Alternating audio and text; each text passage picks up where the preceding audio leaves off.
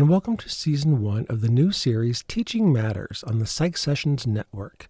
This series is co-hosted by Dr. Rob McEntarffer, who serves as an assessment specialist for the Lincoln Public School System in Lincoln, Nebraska, and me, Eric Landrum, your humble podcast servant from Boise State University and co-founder of PsychSessions. Rob and I, we had a blast recording these chats, 12 episodes in all in Season 1, including this brief introductory episode. Episodes 2 through 12 range in length from 16 minutes to 35 minutes each. So they are meant to be bite-sized, suitable for binge listening if you wish. Oh, we ramble quite a bit, and at times you might laugh with us or laugh at us.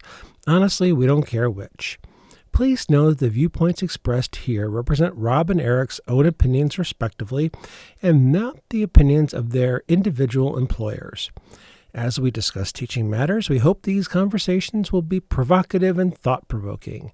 If you have ideas for future episode topics or want to comment, most podcast outlets allow for comments, or you can email us at psychsessionspodcast@gmail.com. Now, I will put that email address in the liner notes for each episode, show notes, but here it is again, all one word, psychsessionspodcast@gmail.com. Thank you so much for listening, and enjoy Season 1 of Teaching Matters.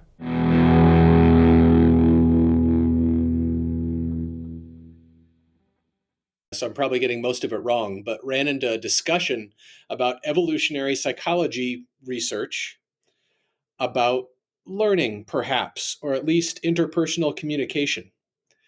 And a lot of things, evolutionary psychology, some of this we may not be able to develop testable hypothesis out of this, but they're interesting thoughts.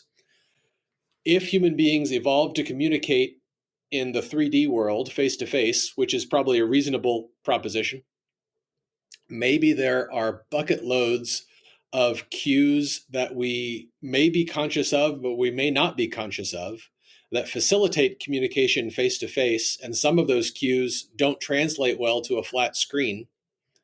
And maybe that, see how many maybes I've gone through? So I'm extrapolated about 4 maybes out, but maybe that relates to teaching and learning. The only empirical stuff I saw was with young people, where young people, like very young people, kindergarten, I think through 3rd grade is where they went, learning face-to-face versus learning on video and trying to control as much as they can. It seemed like the face-to-face was much more effective, perhaps because kids don't follow pointing or teacher gaze as well on video as they do in person. So they're not sure where to look and what they're supposed to be looking at. And then a whole bunch of supposition stuff about nonverbals, subtle nonverbals that we don't pick up on virtually that we do in person. I think there's that whole literature about nonverbal, and I suspect it probably would be related to evolution, which is clearly not my area. I'm not even so sure I want to even dabble there. Yeah. But I think the flip side for me, a study that I think that came out maybe about a month ago, or maybe it was written about in some popular press stuff out of Stanford about Zoom fatigue. Yeah, that's that came up in the same article. Oh, okay, good. And which I think is the mirror image of kind of what you're talking about. And these researchers at Stanford figured out that Zoom fatigue is a real thing. And it's part of it's about that gaze that human beings typically aren't accustomed to looking at a screen at themselves and others for work-related things. We watch TV, we watch movies, we look at a screen for an Excel spreadsheet, but it's this notion of being on. And if you and I were sitting in a conference room or in a coffee shop, one of the things I'm trying to remember these authors making the point, we'd look up, we'd look down, we'd look around, we'd look at our laptop. In this scenario, and our listeners can't see us, but we can, we tend to look at each other. We tend to, actually, what I struggle with, to be honest with you, I look at the camera versus I look at the screen. I want to see you, but I know because my camera and my picture of you are misaligned that I've read enough to know that I really should focus on my camera and to give you the benefit of face-to-face. And we're also in a meeting, we can turn away and look at our notes. And that fatigue of doing those Zoom meetings back to back during a day, or even teaching in a classroom, having the ability to pace and move around as opposed to a fixed entity in a Zoom 3-hour session is really fatiguing. So I think in maybe some ways that's related to the evolution argument that we weren't prepared to teach like that, and students weren't prepared to learn like this. Yeah, and the relationship with the evolutionary argument might be factors we can be aware of, and there might be a difference there. There might be some factors that we really may not have as much control over, or may not even know enough to think about. It's interesting that you talk about the gaze in the camera versus the gaze at the picture. I was doing a live event after you and I had that conversation, and I decided to try it, and I almost broke my brain because during the live event where a whole bunch of people were watching, I remembered, oh, Eric and I talked about that. I'm going to try staring at the camera, and trying to stare at the camera when my arousal level was already pretty high because it was a live event. And I think what happened was I looked super shifty because my eyes kept bopping down to the screen and bopping up to the camera. There is a solution, and I'm toying with it, and I don't know how deep I want to go into it. And the solution is a teleprompter. Yeah. And so if you have notes, if you're giving a speech, or even if you have notes, and if you Google this on YouTube, if you have a secondary notebook or an iPad or a Windows Surface Pro or something like that, I think for about $200 on Amazon or other vendors, you can buy the mirror gear and you put it in front of your camera. And you have to have some software, which I believe is free online, where you mirror reflect in front of this angled piece of glass that doesn't get recorded, just like you would see a teleprompter at a political convention, right? And you only see the text if the camera happens to hit it at a really weird angle. I was going to tell a story. I'm trying to tell it in a way that I won't get in trouble. Recently, I saw someone give a speech, and it was a really important speech. And the person did it really pretty well. The only awkward part was the person was clearly looking at themselves and looking at the screen, because they were giving a speech where it was important and they had pre-written it, which they should have, and it was being broadcast, as I found out, to about 800 people. Wow. And it was well delivered, but it would have been better rather than delivering it like this and I'm sorry that our audience can't see this. Yeah. Rather than delivering it like this, looking at the screen, which they needed to do, it would have been much better had they been making eye contact, so to speak, and doing it like this, because it is really unnatural for me, but I'm guessing it's way more natural for you. To look at the camera? Yeah, for you to see me trying to make eye contact like this. Yeah. And the only thing that's unnatural is I'm looking at you now. When I want to talk to you, I have to look away, which feels really weird. Right. I'm supposed to look at the camera when I'm talking to you and look at you when I'm not talking, when you're talking. And the solution to that, which I guess another solution, which I don't think is really workable, if you had your camera in the middle of the visual field of your screen. Right. And I actually have my camera way out over my screen in my office. So it's way, way out. I should take a picture of it sometime and post it. I'm not using a laptop. I'm using a little Logic Pro camera that comes out about 12 inches over the top of my screen. Because I want my regular 28-inch screen, and I don't want to block it. But I actually have seen people in their offices who have a little tripod, and their camera is right smack in the middle of their screen. They can kind of see through it, so to speak. That's probably a good solution. And so we're isolating this one variable, which is basically gaze. No, I think it's a good example. And the amount of work it takes to get just gaze, like visual attention cues, right over virtual. And that's just one of the factors that we're aware of. So then if we start lining up the other factors that we're aware of that make in-person different than virtual, and then think about maybe there's a whole bunch of factors we're not aware of, it might be a really rich area of research that you and I aren't aware of about what might make in-person versus virtual teaching different. And then we throw in synchronous versus asynchronous, which is a whole other kettle of fish. And now think about second graders and first graders and kindergartners, for goodness sake, trying to learn by looking at a Zoom screen, and for goodness sakes, taking some sort of test or assessment that is meaningful and valid and reliable based on Zoom instruction for a year. And seriously, God bless those elementary school teachers who have had to do that, or the parents who have been homeschooling and doing that. It's just an amazing accomplishment to try to do that. And we throw around that word pivot so easily, but there's nothing easy at all about the pivot. Yep, absolutely. The cues. I think you and I talked earlier about the cues about who gets the talk next. And it's much more acute when there's a whole bunch of people on a virtual call. And it can get super awkward because we don't have our normal in-person cues about who's the talk next.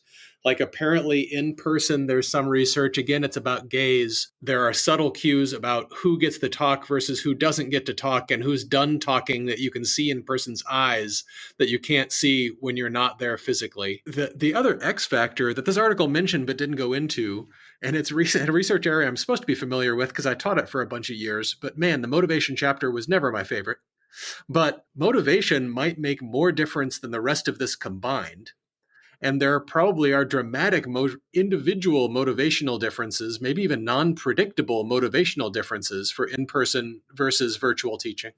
Yeah, I think it's hard to parse that out because and let me say a little bit what I mean by that. I think the online modality gives some students opportunities that they might never have had otherwise. I think an online modality reaches students in rural areas that may not be able to, and I guess I'm talking more about college than high school now, that it gives them a chance to have an education and training in rural areas that they may never have had if they don't live closer to a place that has a campus. It gives them access to courses at certain places and times where they can finish their degree and not have to drive to a physical campus. And so there's so many benefits to online education. But I do think in some cases that there is something missing from that face-to-face, that physical brick and mortar experience. And if you and I both know that if we're in a classroom with 15 students, 30 students, or 300 students, an experienced instructor can read the room. And you can see when motivation is waning, whether it's within a course period or over the course of weeks with a singular student. I think it's easier to read face-to-face I think it's easier to hide online. And it's not as easy to hide face-to-face. Now, I think it's easier to hide face-to-face in a larger class than a smaller class. But Rob, I think you're right. That motivation, engaging it and tracking it. When you see a student 2 times a week for 75 minutes or 3 times a week for 50 minutes or 5 times a week in a high school scenario, you get to know them and you see them and you chat with them before and after class and that kind of thing. Yeah, I totally agree. And motivation, and maybe we could even make the argument that motivation trumps a lot of the rest of this. So here's my wacky analogy I'll go for. I ride my bicycle as often as I can. I've got some friends who are fairly serious bike riders. I've noticed that many bike riders really get into buying lighter parts for their bicycle. So they get down to the gram. So I'm going to go with this set of pedals and cranks because it's 10 grams lighter than the other set of pedals and cranks. If I tried to do that, I could shave as many grams as I want, but I'm also a certain number of pounds my human frame is a certain number of pounds over maybe where it could be.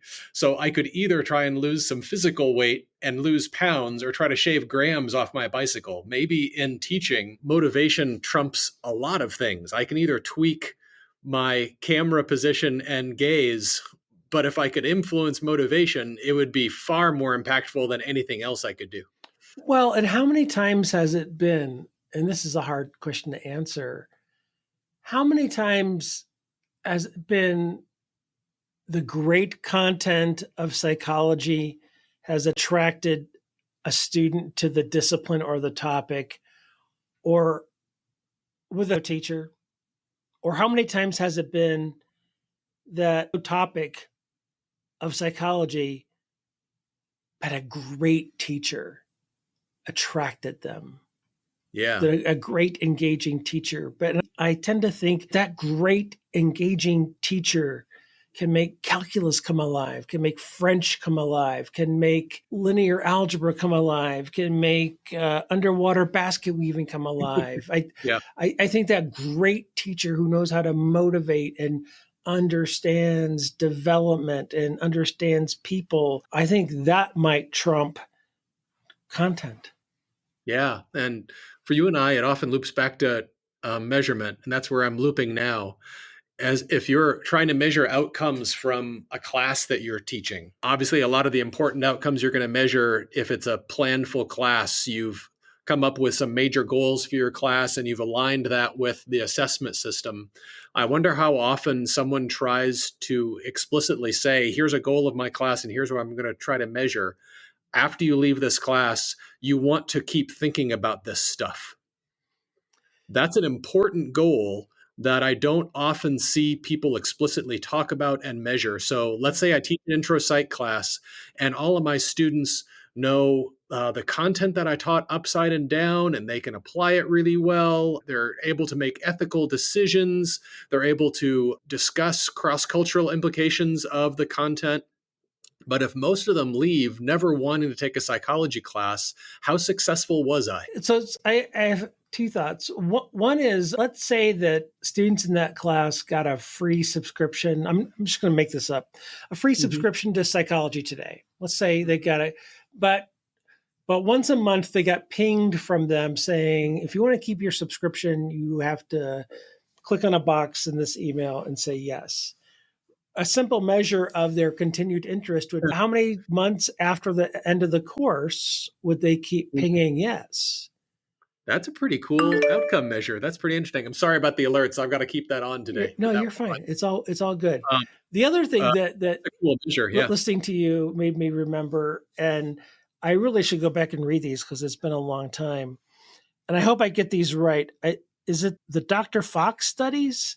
I don't know if you've heard of these, and I hope I get the label right. Somebody in the 70s or 80s did some student evaluation of teacher studies where they recorded some lectures of intro psych or intro something that were really, was it anyway, they found a good lecturer of a topic who got good teaching evaluations. And then they hired an actor who was a very good actor. I think they're called the Dr. Fox studies. Yeah. And also who didn't know anything about the topic, but gave the actor some jargon to piece together.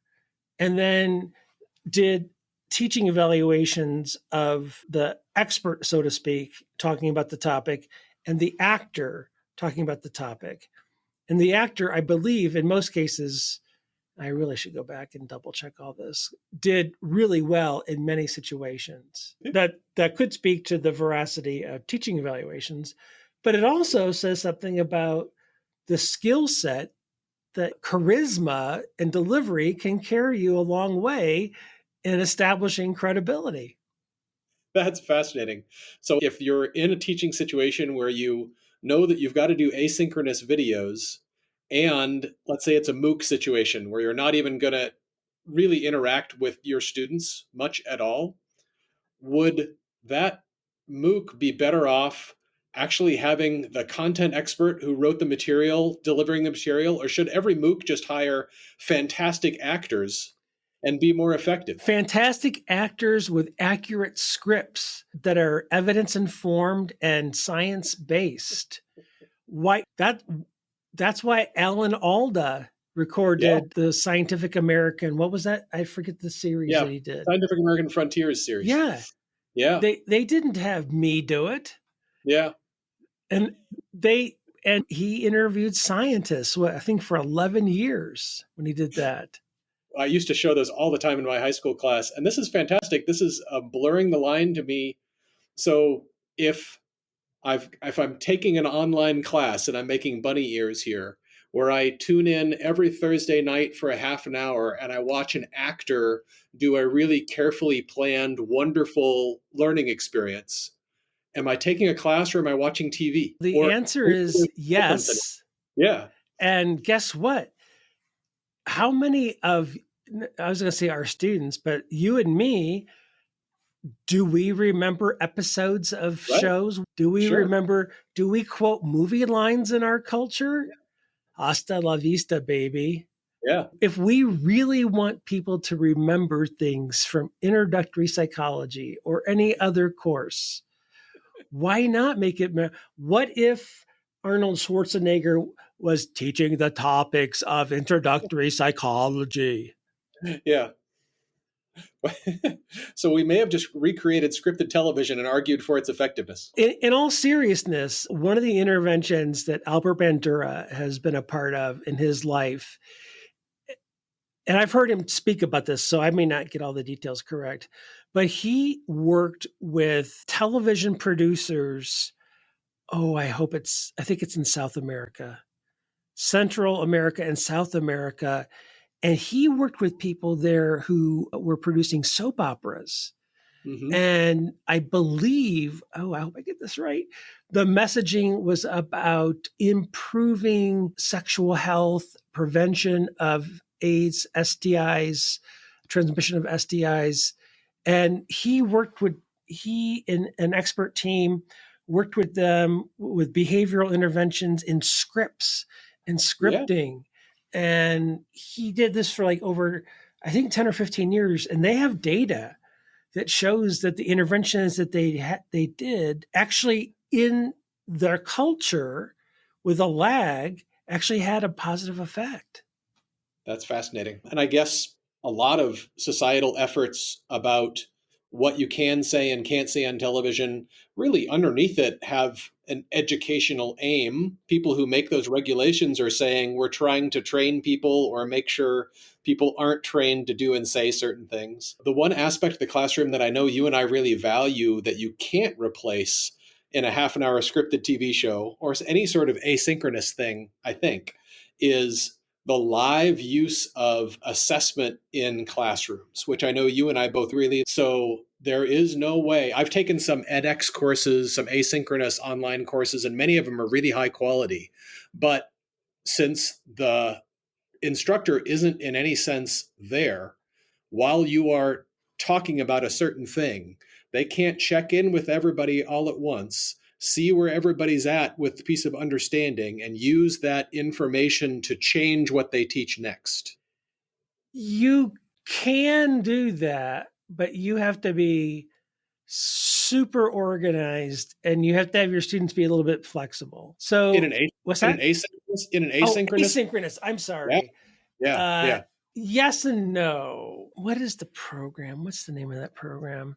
I know Sue France has used it, and I know Aaron Richmond has used it. There's a program I've heard both of them talk about using where you can send asynchronous. You can poke your class. You can send a question out at one point in time and say at any part of the day, and say, please respond to this question in the next 10 minutes. Interesting. And it's done in such a way, it's sent to their cell phones.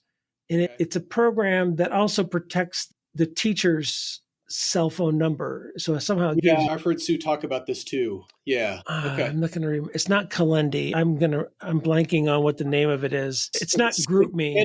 It's scheduled texts that return data. Yeah, but it's also integratable into your LMS. So they're responding to something asynchronously, and it could be a multiple choice quiz type question. It could be a series of quiz type questions where you are getting assessment type feedback.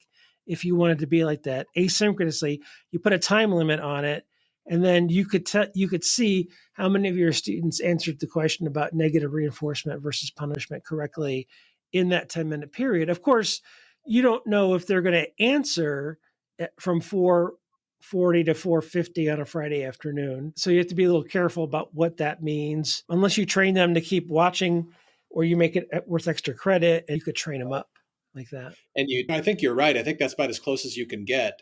You also don't know where they're at with watching the videos or reviewing the materials that you assigned. And that to me seems like a big deal. So if I'm trying to teach operational definitions live or even synchronously, I do something that I think helps students encode that information. And then I can check right proximate to that whether students encoded that information and in what way and how many of them, and then I could use that information to either go back and review the material and address misconceptions or not. And I think that's a major teaching tool that is lost asynchronously. Yeah, I also think sometimes with the teaching tools, and I appreciate Sue's expertise, and I've always taken away stuff that she shared at conferences. I think we have to be careful sometimes overestimating the bandwidth in terms of technology and sometimes literal bandwidth of students. Can they afford the bandwidth to keep checking all day long? Oh, there might be an extra credit quiz question. Do they have that bandwidth? And I think sometimes we forget, for both high school and college, sometimes those students are at work.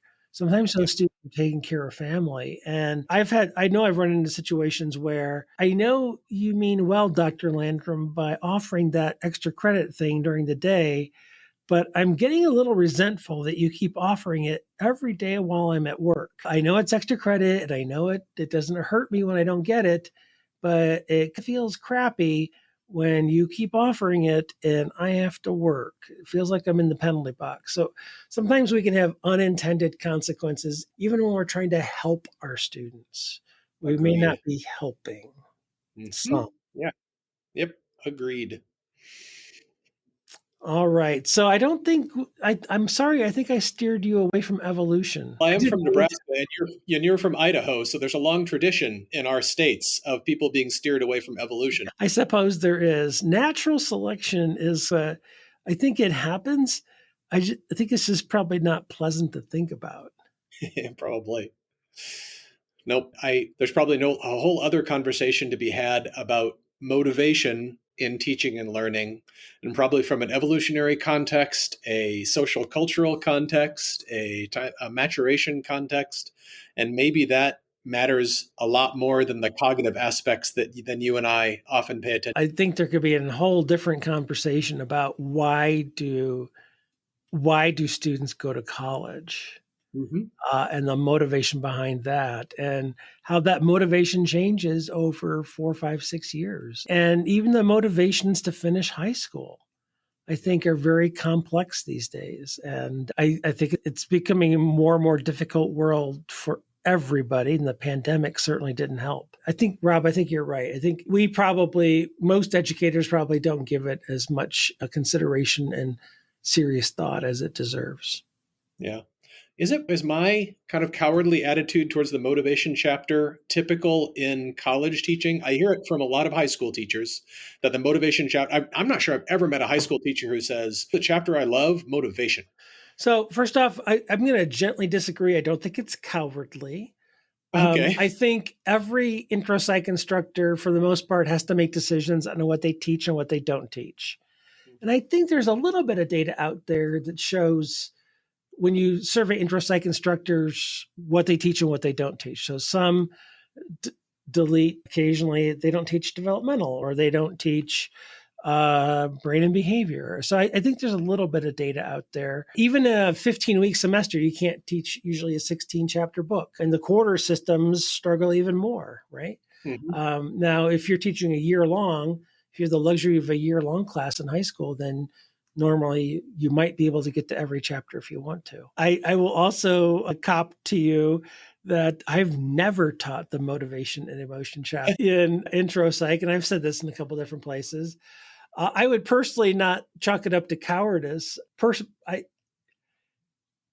gosh, am I going to say this out loud? The concepts in it, there are a couple of interesting things in it, but sustainably over the entire chapter, it's just not that interesting to me. And I know there are motivation researchers who devote their entire life to it, which is why I hem and haw about saying that out loud. Their emotions are a key part of our daily lives. So I'm not denying the importance of the topics.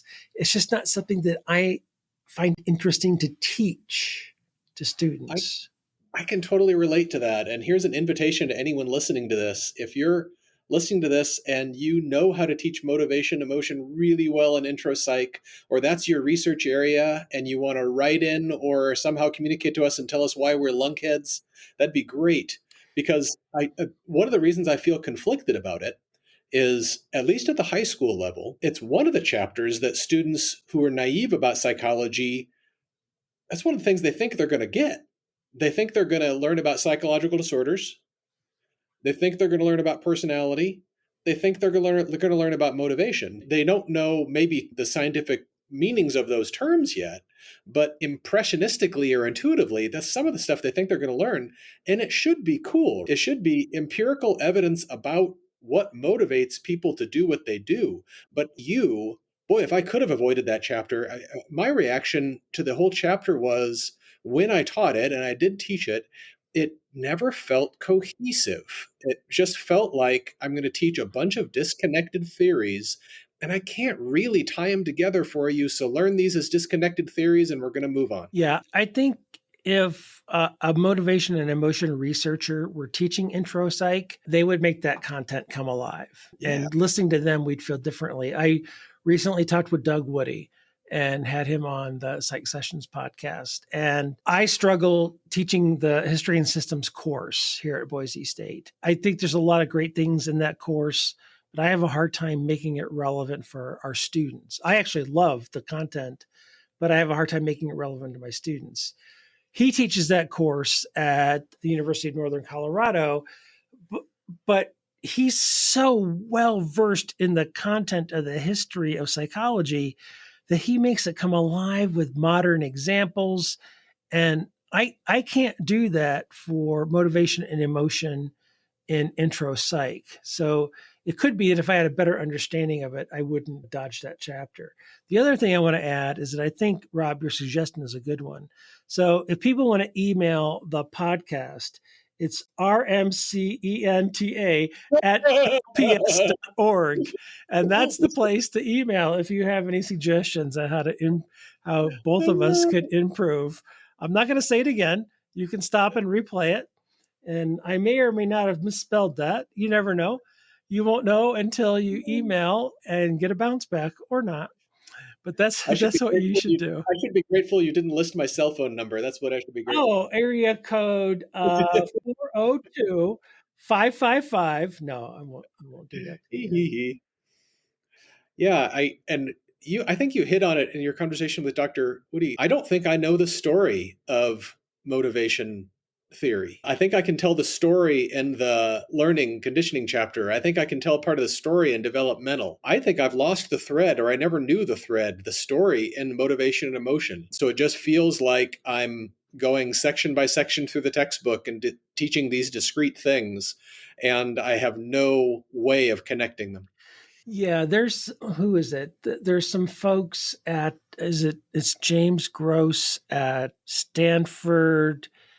There's a couple folks at JMU who are motivation researchers. Who is that? The name's going to blank me right now, but I'll bet if we heard them talking about how they teach that unit in intro psych, we would just be engrossed and we would go, oh, I got to teach that next time I teach intro.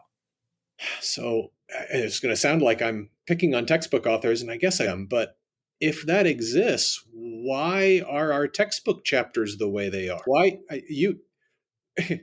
isn't that story compelling in that chapter, which motivates us as teachers to want to teach it? I don't know. My hypothesis would be that Dave Myers writes a great social psychology chapter because Yeah. he's a social psychologist. Yeah. I would imagine, I hope I get this right, Laura Burke.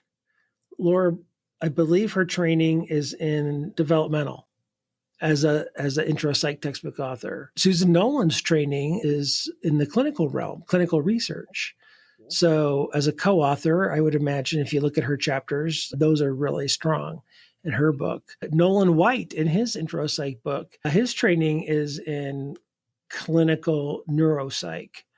So I would imagine an intro psych authors' home chapters, if you will, are probably really super strong and engaging and have nuances that maybe the, lack of a better term, external chapters are maybe more perfunctory. Now, I don't want to be disrespectful to those authors, but that would be my best guess. That makes sense. That makes sense. There's probably a lot of overlap, I would imagine, between in our dream motivation chapter, the one that's written really well, there might be some overlap between that and a research area interest of yours about skills employers want, correct? Yeah, I think sometimes you'll see emotional intelligence, EI, Uh-huh. that'll pop for employers. I think, who is it? Goldman, I believe, is the big name in Yeah, the that. emotional intelligence. Yeah. Yeah, that isn't as popular as it once was when it popped, but I think it's still out there. But Rob, I know we have to wrap this up pretty soon, but I think as much as we've talked about this, you understand that probably the irony here is that at some point in time, you and I are probably going to write a guest chapter about motivation and emotion just as penance for, and we're going to give it away for free. We're going to There you write a guest chapter for, maybe for NOBA. Maybe NOBA will invite us to write a guest motivation and emotion chapter, OpenStax or some OER, and we'll give it away for free as penance here. How I learned to stop worrying and love motivation emotion Right. would be the title. Yeah. Exactly. Because now we have accidentally run it into the ground. We never meant to. We have admitted our shortcomings. We forgive us our transgressors, and hopefully we can make amends. Agreed. Agreed. All right. Thanks for chatting. You bet. Thank you for chatting.